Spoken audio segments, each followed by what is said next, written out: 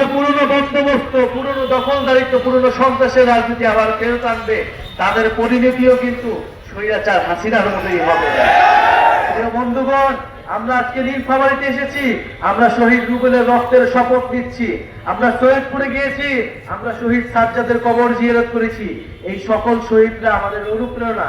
আমরা মনে করি এই মানুষগুলা জীবন দিতে একটা সুন্দর, একটা সমৃদ্ধ বাংলাদেশের জন্য, যেই বাংলাদেশে অর্থনৈতিক বৈষম্য থাকবে না, যেই বাংলাদেশে আঞ্চলিক বৈষম্য থাকবে না, যে বাংলাদেশে আপনি স্বাধীনভাবে মত প্রকাশ করতে পারবেন, আপনি কথা বলতে পারবেন, আপনার ভাতের অধিকার পাবেন, আপনার খাবারের অধিকার পাবেন, শিক্ষা এবং কর্মসংস্থান পাবেন, আপনি হাসপাতালে গেলে চিকিৎসা পাবেন, আপনি সরকারি অফিসে গেলে আপনাকে দুর্নীতির আশ্রয় নিতে হবে না, দুর্নীতির শিকার হইতে হবে না। এরকম একটা বাংলাদেশের জন্য আমাদের ছেলেরা, মেয়েরা, আমাদের ভাই বোনেরা জীবন দিতে আমরা রাস্তায় নামছিলাম। বান্ডেল থাকলে প্রতি সেনমানিতে টাকা বাঁচবে। বিকাশ সেনমানি বান্ডেল কিনে জিতুন প্রতি লেনদেনে।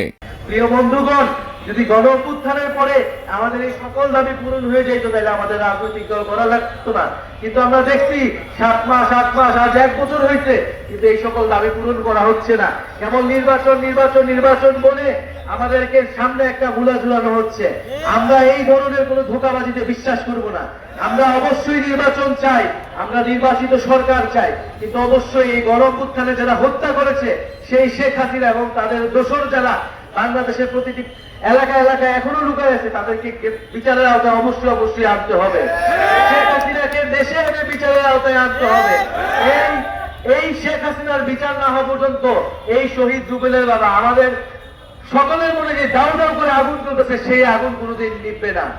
প্রিয় বন্ধুগণ, আমরা বলছি মৌলিক সংস্কার হইতে হবে রাষ্ট্রের, সংস্কারের মধ্য দিয়ে নির্বাচনের দিকে যাইতে হবে। আমরা আরো বলছি বাংলাদেশে একটা নতুন সংবিধান লাগবে। যে আওয়ামী লীগের সংবিধান, যে মুজিববাদের সংবিধান, সেই সংবিধানকে ছুঁড়ে ফেলে দিতে হবে। সেই সংবিধান আপনারা আমার অধিকার রক্ষা করতে পারে নাই। সেই সংবিধান আমাদের যখন রাস্তায় মারা হয়েছে, আমাদের যখন গুম করা হয়েছে, আমাদের মানবাধিকার রক্ষা করতে পারে নাই। ফলে সেই সংবিধান, যে সংবিধান জনগণের সংবিধান নয়, সেই সংবিধান রাখার আর কোনো মানে হয় না। ফলে বন্ধুগণ, আমরা পুরা দেশব্যাপী দেশ গড়তে জুলাই পদযাত্রা কর্মসূচি হাতে নিয়েছি। আমরা প্রথমে উত্তরবঙ্গ এসেছি, রংপুর গিয়েছি, গাইবান্ধা গিয়েছি, আজকে নীলফামারী। কারণ আমরা মনে করি যে উত্তরবঙ্গ বৈষম্যের শিকার, এই উত্তরবঙ্গ থেকে আবু সাঈদ, শহীদ রুবেলরা দাঁড়িয়েছিল। ফলে উত্তরবঙ্গের প্রতি আমাদের আলাদা দায়বদ্ধতা আছে।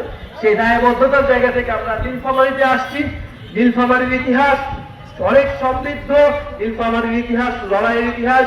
সেই জিল বিদ্রোহ থেকে আমরা নীলফামারীর কথা শুনি। বন্ধুগণ, এই গণ অভ্যুত্থানের মধ্য দিয়ে আমাদের নীলফামারী জেলায় আমাদের যারা বৈষম্য বিরোধী আন্দোলন করেছেন, আমাদের গণ অভ্যুত্থানে অংশগ্রহণ করেছেন, তারা আমাদেরকে সমর্থন দিবেন, সহযোগিতা করবেন। আমরা একটা নতুন দল করেছি, আপনাদেরকে কথা দিয়ে যাচ্ছি, আমরা খুব শীঘ্রই আপনাদের যে দাঁড়িয়ে দেওয়া, আপনাদের যে আকাঙ্ক্ষা, আপনাদের যে প্রত্যাশা, তরুণদের একটা রাজনৈতিক দল থেকে, সেই প্রত্যাশা আমরা খুব শীঘ্রই পূরণ করব। আর এটা ভাবার কোনো কারণ নাই যে রাজপথে তৃণমূলে কেবল একটাই দল আছে। বাংলাদেশের নতুন রাজনৈতিক শক্তির উত্থান ঘটেছে, নাগরিক পার্টির উত্থান ঘটেছে, তারুণ্যের উত্থান ঘটেছে, 24-এর শক্তির উত্থান ঘটেছে। এবং এই শক্তিকে অগ্রাহ্য করে বাংলাদেশ কেউ কোনো ধরনের ষড়যন্ত্র করতে পারবে না। বন্ধুগণ, আমরা এই নীলফামারীর পথসভা শেষে আমরা পঞ্চগড় যাব। আপনারা আমাদের এই পুরো যাত্রায় আমাদেরকে সহযোগিতা করবেন এবং আমরা 3রা আগস্ট শহীদ মিনারে ঢাকায় বিশাল জমায়েত করব এবং আপনাদের যে সমস্যাগুলোর কথা, সেই সমস্যাগুলো নিয়ে আমরা ইস্তেহার দিব জাতির সামনে যে এইটাই জনগণের সমস্যা। এই সমস্যা সমাধানের জন্যই জাতীয় নাগরিক পার্টি নাগরিকের মর্যাদা, ধর্ম বর্ণ নির্বিশেষে আপনাদের সকল অধিকার, দায় দরদ এবং বৈষম্যহীন বাংলাদেশ গড়বে, এই প্রতিশ্রুতি আপনাদেরকে দিয়ে যাচ্ছি। ইনকিলাব জিন্দাবাদ।